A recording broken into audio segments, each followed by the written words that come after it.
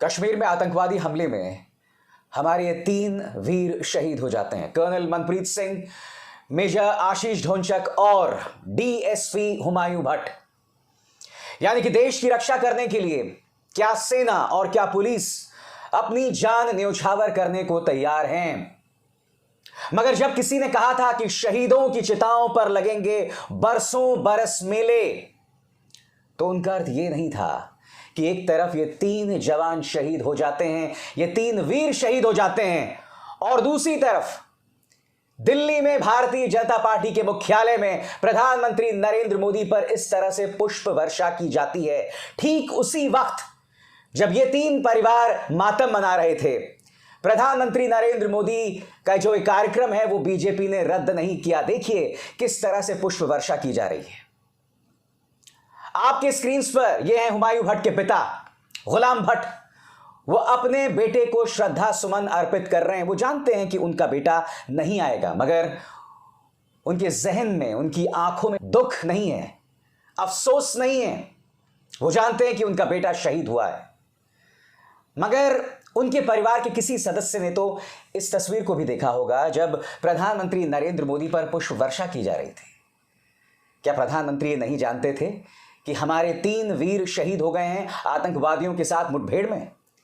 क्या इस कार्यक्रम को मुलतवी नहीं किया जा सकता था, या कम से कम पुष्प वर्षा तो नहीं की जा सकती थी? प्रधानमंत्री जाते भारतीय जनता पार्टी मुख्यालय और अंदर बैठकर उनको बधाइयां दी जाती, क्योंकि मैं समझता हूं कि प्रधानमंत्री नरेंद्र मोदी और भारतीय जनता पार्टी ऐसा कोई मौका नहीं चूकते जहां प्रधानमंत्री की बढ़ाई ना की जाए, उनकी तारीफ ना की जाए, उन पर पुष्प वर्षा ना की जाए। तो आप एक बंद कमरे में बैठ के प्रधानमंत्री नरेंद्र मोदी को G20 की बधाई दे सकते थे, क्योंकि इस पुष्प वर्षा का मकसद भी यही था कि G20 में भारत को जो शानदार सफलता मिली है उसको लेकर प्रधानमंत्री को बधाई देना।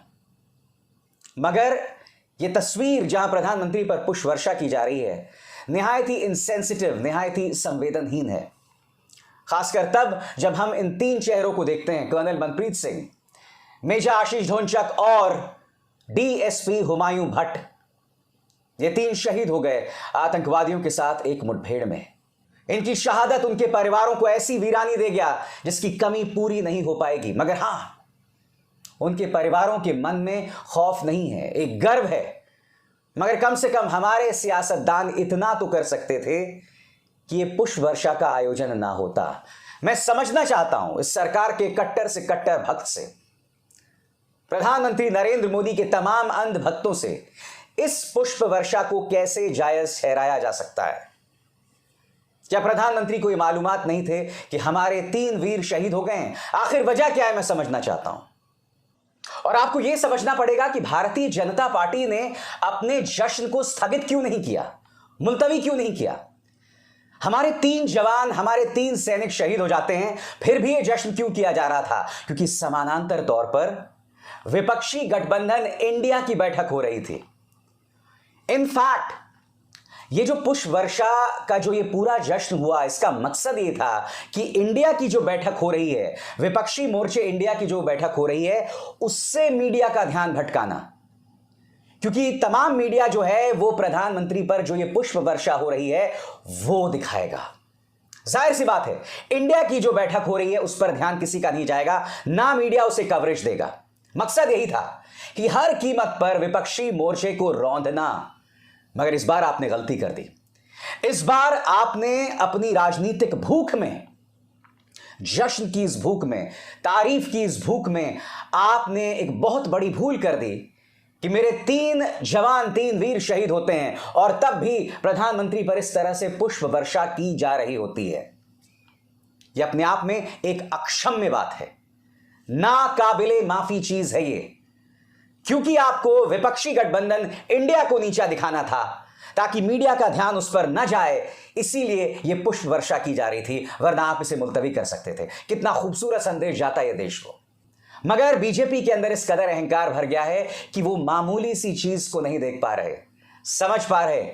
काश इंसानियत के इस मुद्दे को आप समझ पाते।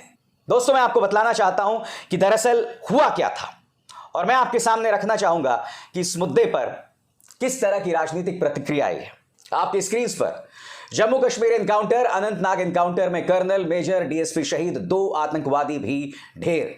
खबर क्या कहती है पढ़ के सुनाना चाहता हूं। जम्मू कश्मीर के अनंतनाग से बड़ी खबर आ रही है। दक्षिण कश्मीर के अनंतनाग जिले में सर्च ऑपरेशन के दौरान आतंकियों ने सुरक्षा बलों पर हमला कर दिया। इस मुठभेड़ में सेना के 2 अफसर, एक पुलिस अधिकारी शहीद हो गए। सेना के मुताबिक शहीदों की पहचान कर्नल मनप्रीत सिंह, मेजर आशीष ढोंचक और डीएसपी हुमायूं भट्ट के तौर पर हुई है। कोकेरनाग इलाके के घने जंगलों में आतंकवादियों की भारी गोलाबारी के बीच शहीद डीएसपी का शव बरामद कर लिया गया। न्यूज एजेंसी पीटीआई के मुताबिक एक जवान लापता है। आशंका है कि वो मुठभेड़ में गंभीर रूप से घायल हुआ है। अनंतनाग के साथ ही राजौरी में भी कल रात से एनकाउंटर चल रहा है। यहां अब सर्च ऑपरेशन हो गया है। सेना के 15 corps commander lieutenant general Rajiv Ghai, Jammu Kashmir police के महानिदेशक दिलबाग सिंह समेत कई अधिकारी ऑपरेशन की निगरानी और शहीदों के पार्थिव शरीर को लाने और घायल जवानों के रेस्क्यू के लिए मुठभेड़ की जगह पर पहुंच गए। जाहिर सी बात है, इनके सीनियर्स के मन में प्राथमिकता यह थी कि उनके पार्थिव शरीरों को लाया जाए। मगर सोचिए, उनके सामने अगर उन्हें कोई जश्न मनाता दिख जाए, पुष्प वर्षा करते दिख जाए, तब वो क्या सोचेंगे? उन शहीदों के परिवार क्या सोचेंगे?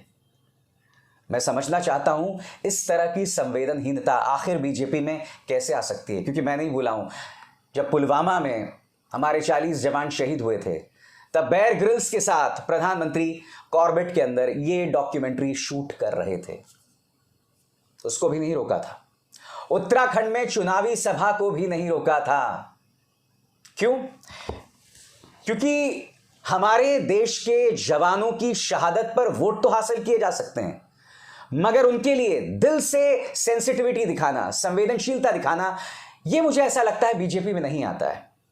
बीजेपी उन विरली पॉलिटिकल पार्टीज में से, उन अनोखी पॉलिटिकल पार्टीज में से है जो हमारे जवानों की शहादत पर वोट खुलकर हासिल करती है।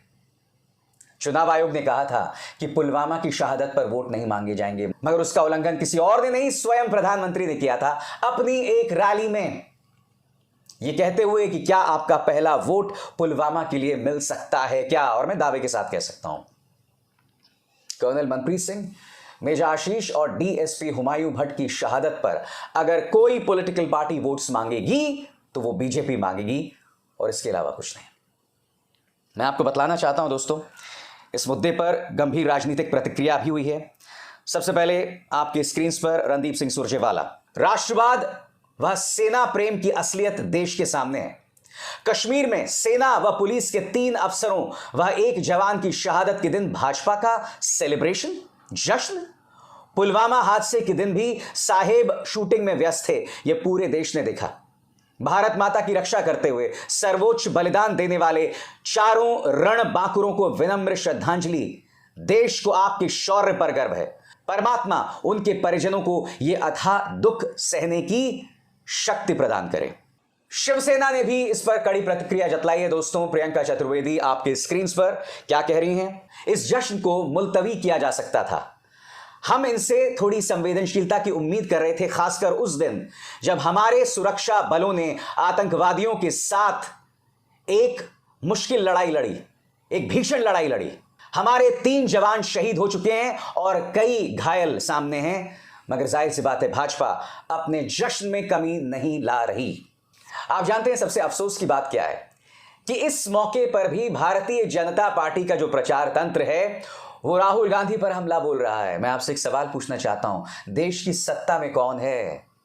किस पॉलिटिकल पार्टी को 300 से ज्यादा सीटें देश की जनता ने दी है? किस पॉलिटिकल पार्टी पर देश की जनता का विश्वास है? किस पॉलिटिकल पार्टी के किस नेता पर मीडिया इस कदर मेहरबान रहता है? यह सवाल है, पूछा जाना चाहिए। बावजूद इसके आप इस मौके पर रुदाली कर रहे हैं। आप में इतनी हिम्मत है कि आप कांग्रेस पर या विपक्ष पर हमला बोल रहे हैं। अरे थोड़ी तो शर्म कर लीजिए।